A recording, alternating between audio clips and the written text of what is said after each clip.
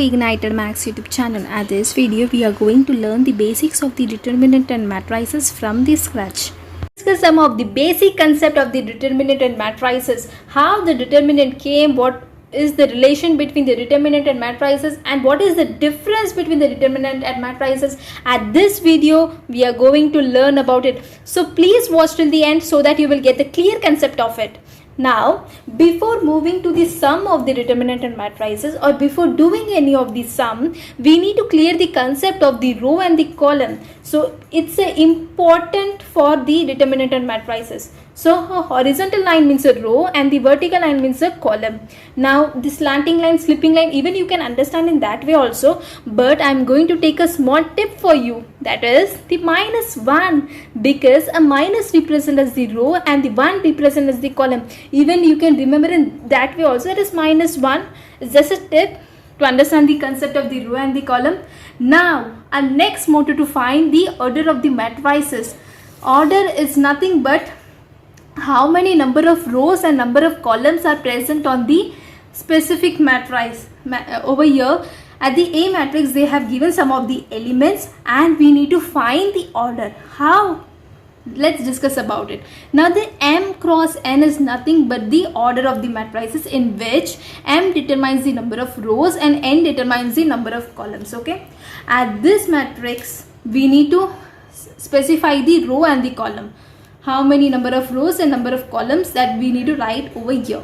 Now the 2 3 1, the 2 3 1 is present as the row 1 because it's a horizontal line, so row, and it's a row 1.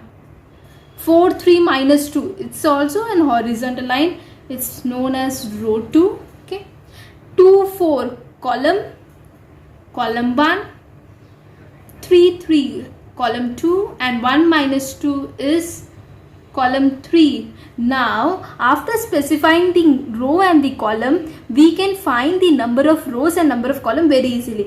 Why? Because at M means the number of rows, so how many rows? 2 rows, so 2 rows, and N means the number of columns, so how many columns? 3 columns. So in place of M N, we can write the term 2 cross 3 because it contains of 2 rows and 3 columns. Important note to find the order of the matrices and the order of the determinant is, at the determinant, while finding the order, the M value should be equal to N value. The M determines the number of rows and N determines the number of columns. So at the determinant, the M should be equal to N. That is, the number of rows should be equal to the number of columns.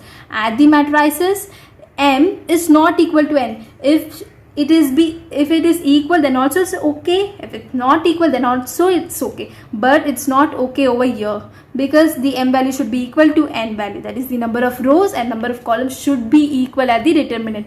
At the matrices, we have solved the order of the matrices. It's okay if the M value should be not equal to N value. So it's the difference between the matrices and the determinant. Now the first example they have given over here, and we need to find the M and N value. M and N value is so easy. M means the number of rows and N means the number of columns. So without any delay, let's start with it. Now the 2 3 is present as the row 1, 4 minus 1 is present as the row 2, and the -1 is present as the row 3. Now column is the vertical line. So 2 4 2 is column 1, 3 minus 1 is column 2. So there are 3 rows, M means 3, and 2 columns, 2. So the order will be 3 cross 2. Now the other examples, I've already specifically mentioned over here the row and the column. 2 3 1 is present as the row 1, 4 3 2 is present as the row 2, -1 2 3 is present as the row 3, and the vertical lines are 2 4 -1 column 1, 3 3 2 are the column 2, and 1 2 3 are the column 3. So at this example, I have 3 rows, so the M value will be 3 and column will be 3, so the N value will be also 3. So the order will be 3 cross 3. This is how we are finding the order of the matrices, and even we have learned the difference between the order of the matrices and the determinant over here. Our next motto 2, place an element on the determinant. So let's take an element A. Okay, this element A should be placed on the determinant. How I can place it? For that purpose, I, J term as introduced. ij term says in which I represent the row and j represent the column. If the element has respective row and respective column, it is easy to represent an element on the determinant. Okay, here there is a brief explanation for it, in which A represent the element, I represent the row, J represent the column, in which it says that A element, it is placed with the respective row, that is I, and respective column, that is J. For the Aij term, we are going to place an element. So let's take the value of I and J. So first take the value of I is equal to 1. So I means row. So row 1. J is equal to 1. So J means column. So column 1. Okay. So the element A should be placed at the first row and first column. So first row and the first column will be first row and the first column. So A11. Okay. The A11 will be placed over here. Now the second value. I is equal to 2. I means row. So row 2. J is 1. So J means column. So column 1. The element A should be placed at row 2 column 1. Row 2 column 1. Okay. Over here.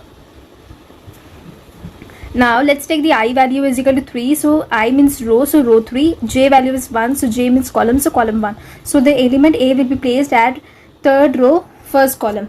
Third row, first column, so A31. Now other value. I value is 1, so row 1, and J value is 2, so column 2. And the element should be placed at the first row, second column. First row, second column.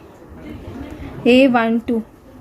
The value as I is equal to 2. I means the row, so row 2. J value is 2, so J means column, so column 2. The element A should be placed at the second row, second column. So second row and second column will be placed over here. Okay, and the value I is equal to 3. I means row, so row 3. J value is 2. J means column, so column 2. The element A should be placed at the third row, second column. Third row and second column over here. Now the other value. I value is equal to 1. I means row, so row 1, and J value is 3. J means column, so column 3. A13. The element A should be placed at first row, third column. A13. Now the value I value is 2, so I means row 2, and J value is 3, so column 3. The element A should be placed at the second row, third column. Second row, third column. Now the value I is equal to 3, row 3, J value is 3, J means column, so column 3, and the element should be placed at third row, third column. So this is how we are difference between the determinant and matrices over here. Okay, now the first difference between the determinant and matrices is bar sign and the bracket. This is the first difference. Now with the help of the examples I am going to discuss it. Now over determinant side, you can see the set of the number is there 1 4 3 2. Even at the matrices also the 1 4 1 2. Okay, the number is present. Here also set of the numbers are present. Even here also the set of the numbers are present. But at the determinant, it is covered by 2 bars. The set of the numbers is covered by 2 bars at the respective row with the respective column. But at the matrices, it is covered by the 2 brackets with the respective row and with the respective column. So this is the first difference between the determinant and matrices. Now I am going to read it. Determinant is a set of a number, but it is covered by 2 bars. Exactly. Now matrices is a set of a number, but it's covered by 2 brackets. Even here also set of the number present. Even here also set of the number present. Only difference is 2 bars and 2 brackets. Now the second difference. Okay.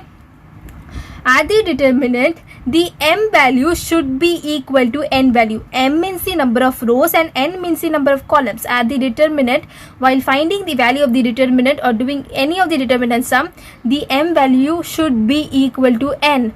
But at the matrices, it's not at all necessary. If m is equal to n, then also in matrices is okay. But if m is not at all equal to n, then also it's okay at the matrices. That is the second difference between the determinant and the matrices.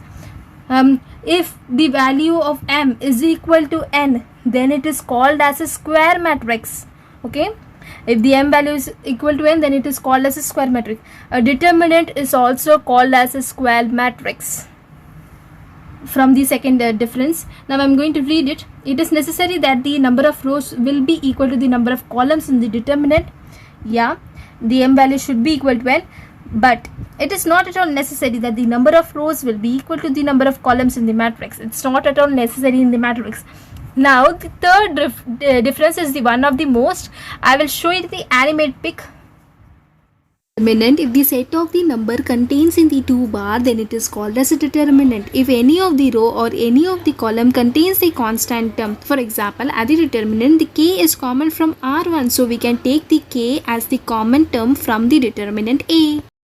Talk about the matrices. If the set of the number contains in the 2 bracket, then it is called as a matrices. If each and every row and each and every column contains the constant term, for example, at the matrices, the k is common from each and every element of row and column, so we can take the k as the common from the matrices B. The third difference between the determinant and matrices, taking the constant term k from the common of the determinant and the matrices. If you like this Ignited Maths YouTube channel, then don't forget to subscribe it.